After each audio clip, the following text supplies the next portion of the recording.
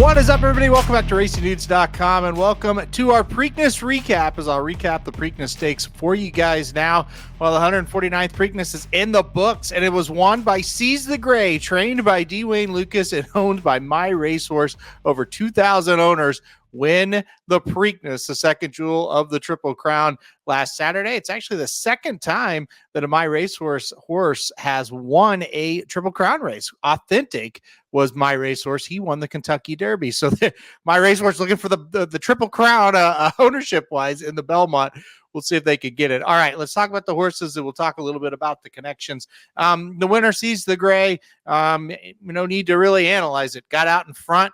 Got set a nice tempo, just kind of got into a great rhythm, a great stride, and they couldn't get him. So it was pretty simple. There's not a whole lot of explanation to it.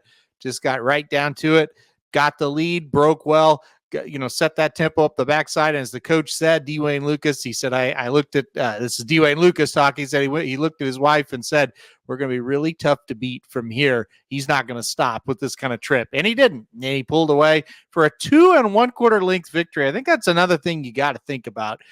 This was not a nose. This was not anything like that. It was 2 1/4. 2 1/4 length. And so he was pulling away towards the end. So what can you say? An incredible race, an incredible performance, and one we'll never forget. The second place finisher was Mystic Dan. Mystic Dan, I thought, ran his race. I think he deserves a lot of credit. He ran well. He sat in fourth, about 4 lengths off the pace. Didn't have much trouble, kind of tipped out, ready to roll. He made a pretty strong move there. He kind of, him and Catching Freedom, we'll talk about in a second, they kind of sat together. They kind of galloped away from everybody else together. They just couldn't catch the winner. So I think Mystic Dan, good trip and ran really well. And shit, I'd be really proud of him if I owned him. I know that. I thought he showed up and a great account of himself. And then Catching Freedom as well. These two horses, like I said, they kind of sat, Mystic Dan was a little bit ahead, of Catching Freedom early in the race, but they kind of moved as a tandem. They both seemed like they were trying really hard. They were finishing full of run. Like I said, they separated from the rest of the pack. They just couldn't catch the winner, but good job for Mystic Dan and Catching Freedom. They both ran very well. Nothing to be disappointed about. The fourth place finisher was Tuscan Gold. He really got bothered. We'll talk about the fourth and fifth place finishers together here. Tuscan Gold and Just Steel. Just Steel bumped Tuscan Gold pretty bad out of the gate. It caused him to lose a lot of position. I really don't think Tuscan Gold wanted to be that far back. I don't, and it also, you could pretty much tell Tuscan Gold hated that track from the beginning. He got bumped, which probably pissed him off. And then he was like, what is this? I'm running over. He just didn't look comfortable the whole way. So really, Tyler Gaffalione was having to shake him up and hit him, whip him, I should say, pretty hard early in this race just to kind of get his legs under him almost. Just it wasn't so much just, hey, go. It was more just, hey, let's try to get into this thing a little bit. Look, he got beat 8 1/4, finishing fourth. I'm not going to sit here and say, oh, what a race from him, but I draw a line through it for him. I just don't think he was ever comfortable, and it was just one of those things. The fifth place, like I said, finisher was Just Steel. Unfortunately, he has a fracture. It's not life-threatening or anything like that, but he's probably going to end his career. He's going to have surgery. Fracture of his leg, and that could explain why he didn't have a whole lot of run coming for home either. So he's going to be fine, but racing career probably over for Just Steel. Uncle Heavy, a horse that another one didn't get that positioning. He got sixth, and he just didn't get out of the gate all that great and just didn't get that positioning at all, and just kind of spun his wheels as well. He didn't really seem to like the track. You watch that replay back, he may have just been a little bit frustrated with where he was, probably wanted to be a little bit different in the race. That may have been why he didn't do much running as well, but he just he didn't seem to take to the track at all. Speaking of that, and this is people are super mad about this, that Bet Imagination, who finished seventh, and I'm kind of with him. I don't really know what Frankie Dettori was doing. He broke awfully well, and I think anybody that was kind of backing Imagination thought, okay, send him to the lead now, or at least, sit him right off of Seize the Gray, who took the lead. Frankie Dettori kept him way wide, way out on the track. I guess maybe he thought the best part of the track was the outside, and he just kind of kept him like two links off about, I would say, length and a half, 2 links off for most of the race off of Seize the Gray I'm talking about. It just, I don't know. I don't know what he was doing. Now, the flip side of it is this horse did no running. And this is another one. He may have hated that track. There was talk in the warm-ups that he did not look good out there. He didn't really find like he could find his footing. So, maybe he was a little outclassed. Maybe he hated the track. Maybe it was a bad ride. Honestly, it was probably a combination of all three. Some worse than others as far as the reasoning, but it just wasn't his day. He just didn't look good the entire race. And then last was Mugatu, and not much you could say. He just kind of wasn't good enough. Didn't break real sharp and got behind and just quit.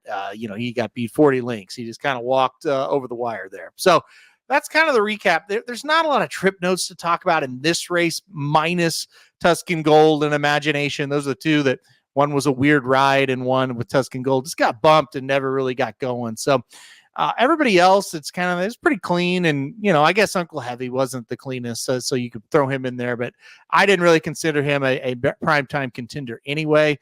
But, whatever. He just didn't. It wasn't his day. But, at the end of the day, Seize the Gray. Guys, I mean, this is a historic situation, and I know people that cashed, and that is huge. Congratulations. It knocked me out of the pick 5, Seize the Gray did, and the pick 4. But at the end of the day, this is almost a moment more special than your bets. And look, in horse racing, I don't say that all that often because this is a bettor's game, right? Like that, you are the player in horse racing essentially. And so there isn't much more important than your bets, your specific bets, because you're the player.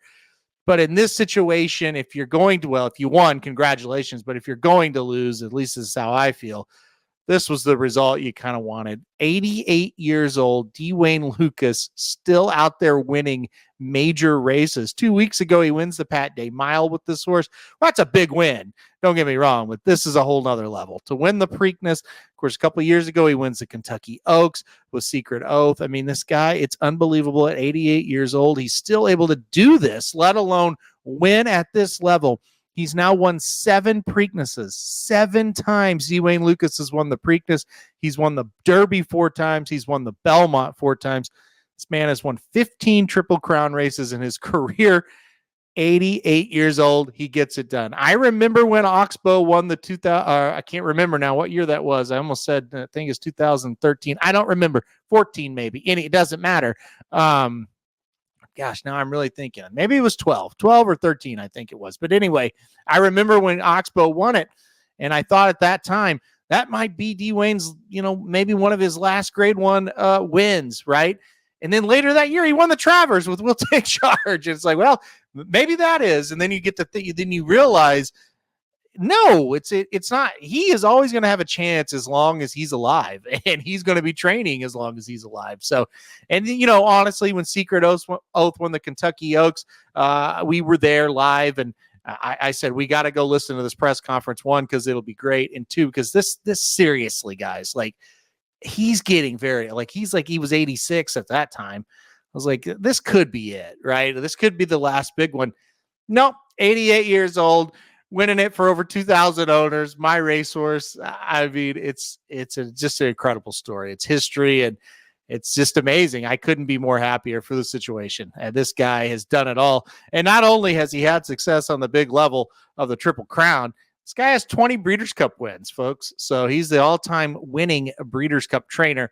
He's probably going to get surpassed, but that's still pretty incredible. And speaking of the Breeders' Cup, he has not won a Breeders' Cup race since 2014 when Take Charge Brandy won at 60-1, standing right there when that happened. He might be due, so look out at this year's Breeders' Cup for Dwayne Lucas as well. I just wanted to talk about him a minute. I mean, this guy is just he's unbelievable. And I just hope I'm alive at 88. I probably, if I'm alive and can even get out of bed, I would be happy. And this guy's on a horse every day at 4:30 in the morning, training grade 1 winning racehorses. It's incredible. All right, guys, that'll do it for our Preakness recap. really wanted to get on here and brag on Mr. Lucas for a little bit, but we'll see what happens, guys. We're going to have a full preview of the Belmont. Speaking of Mr. Lucas, I would think if Seize the Gray's doing well, he's going to be there. But we'll have a full preview of the Belmont. That's what's going to come up next. So make sure to check out that video a little bit later on in the week. All right, guys. Thanks, everybody, for watching the Preakness Recap. Hit that like button if you like it. Hit subscribe. You really like it.